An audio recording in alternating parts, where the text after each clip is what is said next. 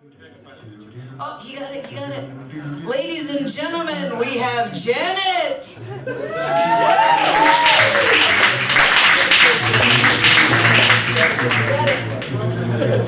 That's what love looks like. There you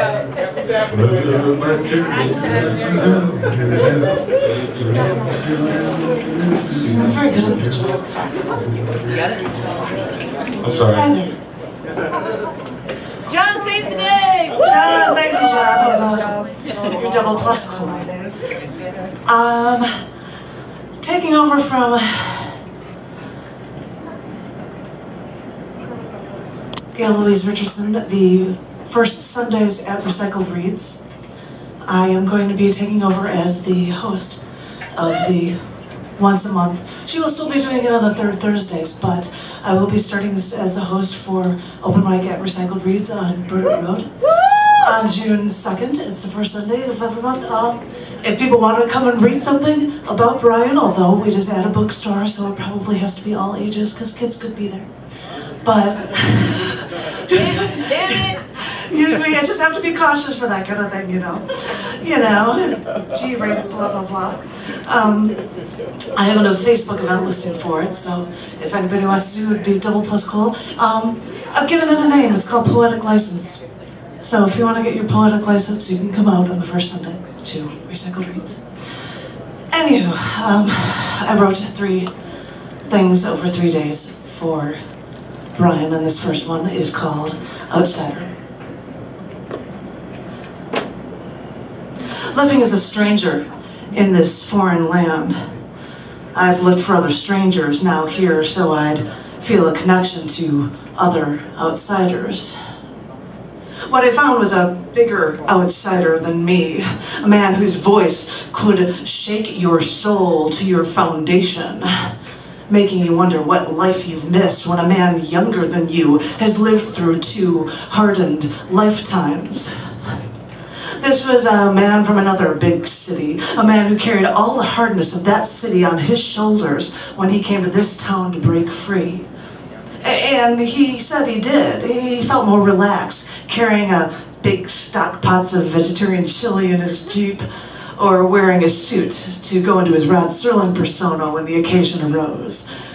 That's when I realized that, yes, I could get along with him, but yes, he's more of an outsider than me. And I think that as much as he may have argued it, I think that was the way he wanted it to be. I thought I was an outsider, and I think I still am.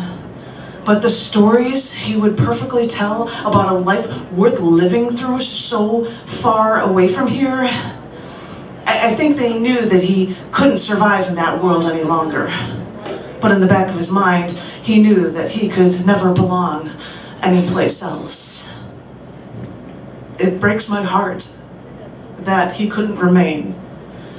But all I can think is that even if we both didn't belong here, at least I could have this little time with him where I could just enjoy listening, and maybe I wouldn't feel so alone. Thank you.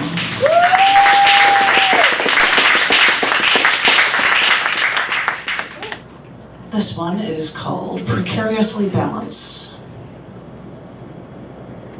The world doesn't understand. I've been wanting to die since I almost died years ago. And I didn't know anyone else felt the way I did. We hold everything in. We put on a facade, and everyone ascribes it to our quirky ways. But we've been dying, and no one sees it. Only when the corpse is discovered does it rattle you for a moment. But the pain doesn't go away.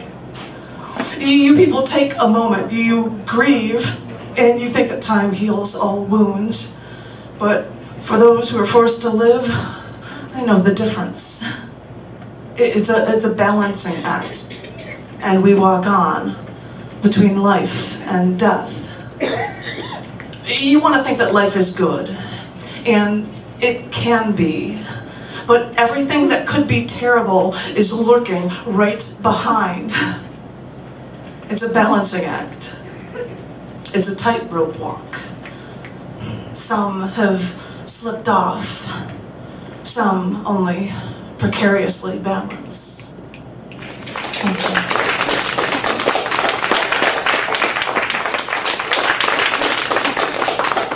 And this one might be happy or something. That one, this one's called Ever Felt Safe. The safe word is gentleman. You see, I'm running out of safe words, and I can't use my favorite safe word over and over again. And by the way, my favorite safe word is pomegranate. But there are only so many times you can get away with using that. The safe word is gentleman, and I try to remember what a gentleman is like, and I try to remember the last time I felt safe. I remember feeling safe.